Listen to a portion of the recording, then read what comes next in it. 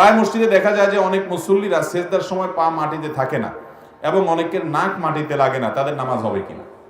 ভাইরা আমার, অনেক মুসল্লি এরকম আসলেই আছে যে 20-30 বছর ধরে নামাজ পড়তেছে, অথচ নাক কপালে লাগছে, মাটিতে লাগছে না, কপাল মাটিতে লাগছে, নাক উঠে আছে অথবা পা উঠে আছে। নবী করিম সাল্লাল্লাহু আলাইহি ওয়াসাল্লাম বলেছেন, উমিরতু আন আসজুদা আলা সাবআতি আযমিন, আমাকে 7টি অঙ্গের উপরে সিজদা করতে নির্দেশ করা হয়েছে।